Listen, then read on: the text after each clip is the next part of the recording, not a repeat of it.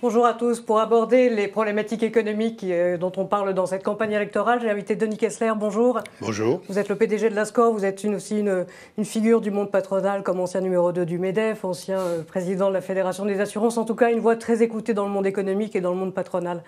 D'abord, une première question sur cette campagne électorale. Est-ce qu'à votre avis, les vrais sujets économiques sont traités ou non dans cette campagne qui prend un tour politique particulier ?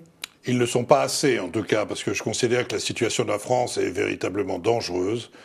La situation financière, déficit de la balance commerciale, déficit de la balance des paiements, déficit public, déficits sociaux, tout ceci est très préoccupant.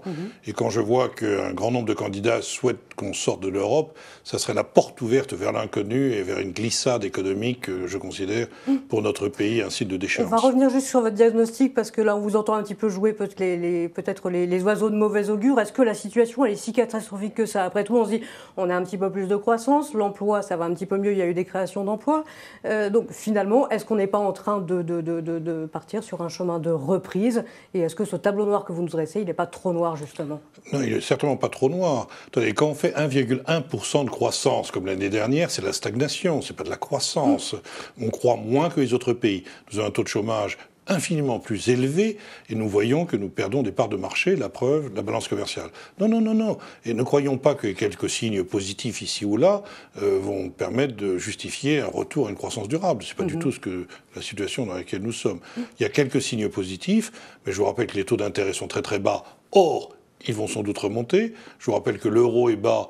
Et donc, tous les signes positifs sont là. Et en dépit de tous ces facteurs positifs, on arrive à peu près à pas grand-chose. Regardez le taux d'investissement des entreprises qui est en berne, regardez le chômage, regardez le pouvoir d'achat des Français. Avant de s'intéresser peut-être à ce que proposent les extrêmes à la sortie de l'euro dont vous parliez, si on prend les programmes de gouvernement de François Fillon, d'Emmanuel Macron, voire de Benoît Hamon, est-ce que là, on a quand même malgré tout des propositions qui permettront de traiter ce problème très français? Enfin, quelles devraient être les priorités de ces programmes des partis de gouvernement? Je considère qu'aucun des programmes à l'heure actuelle ne va suffisamment loin dans la réforme structurelle de la France.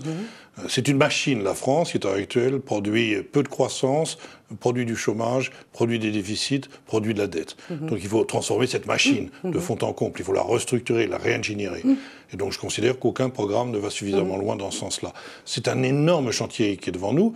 Mais c'est le chantier qu'a poursuivi, par exemple, un pays comme la Suède, lorsqu'il était dans la même situation que la nôtre, le Royaume-Uni, quand il était dans la même situation que la nôtre, ou le Canada, pour ne citer que 3 exemples. Mais à quelle mesure, à quel indicateur on peut s'attacher pour comprendre si un programme va loin ou pas? Est-ce que c'est la baisse du nombre de fonctionnaires? Est-ce que c'est la baisse des prélèvements obligatoires? Comment est-ce qu'on peut évaluer cette volonté de réforme structurelle? C'est la baisse des prélèvements obligatoires. On ne peut pas continuer à avoir 57% dans le pays de dépenses publiques et sociales. C'est ça qui étouffe l'activité aujourd'hui en France. Mais on étouffe complètement la société civile, le secteur productif. Ce n'est pas possible, c'est un problème de compétitivité et de productivité de la nation. Donc il faut avoir un programme de rééquilibrage entre la sphère publique d'une part, la sphère privée, la sphère sociale, la sphère des marchés d'autre part. Tant qu'on n'aura pas fait ceci, on n'arrivera pas à vraiment décoller. La France est trop lourde, son État est trop lourd, ses prélèvements sont trop lourds.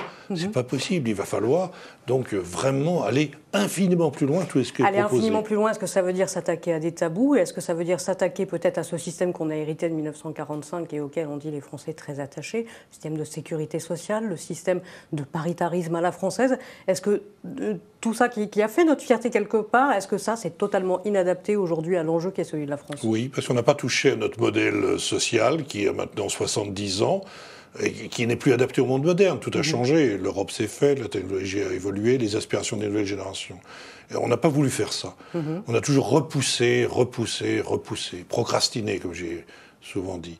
Et pour le moment, ça ne marche plus. Et le décrochage par rapport à des pays qui ont fait des réformes est de plus en plus important, de plus en plus visible. Regardez l'Allemagne et la France. Donc oui, c'est une réforme de grande ampleur pour... Allez, tout est en jeu. Le financement, une réforme fiscale, une réforme sociale, mais le système de financement de la nation à l'heure actuelle, avec cette série d'impôts de toute nature, la CSG, les cotisations sociales patronales, salariales, plus des contributions ici, plus l'impôt général, plus la ça ne marche plus. Du côté de la dépense, ça ne marche pas non plus. Donc il va falloir véritablement repenser l'État moderne, repenser un État qui soit plus efficace, moins coûteux, et qui arrive à réaliser les missions qui sont les siennes. Donc c'est un gros chantier. Ça ne prendra pas 3 ordonnances, ça ne prendra pas 6 mois. C'est un chantier qui va prendre des années et des années. Aucun pays qu'il soit sorti d'une situation aussi difficile que la nôtre l'a fait en un coup de baguette magique. Mais certainement pas en sortant de l'Europe. Ce serait une erreur colossale. C'est ce que j'allais dire, justement, s'il faut renverser la table, s'il faut une réforme radicale, est-ce qu'il ne faut pas justement envisager des solutions beaucoup plus radicales, sortie de l'euro, sortie de l'Europe, rétablissement des frontières? Mais c'est l'inverse. Tout ceci nous mettra dans le mur. Je pense que simplement sortir de la zone euro, ce serait une dévalorisation de notre monnaie de l'ordre de 25% à terme. C'est-à-dire, les Français, ça pourrait ça leur donne de la compétitivité. d'un quart de leur revenu. Mais pas du tout, on aurait une inflation absolument considérable. Comment voulez-vous faire? Tous les comptes sont dans le rouge à l'heure actuelle. Et croire qu'en se protégeant, on va arriver à s'en sortir, mais ce serait absolument catastrophique. Absolument catastrophique. Les populistes qui disent qu'il faut sortir de l'Europe et sortir de l'euro sont des irresponsables. C'est irresponsable. C'est notre destin qui est en main. Et de voir que des docteurs charlatans, des doctoresses charlatanes sont en train à l'heure actuelle de donner des solutions faciles, c'est ça le populisme.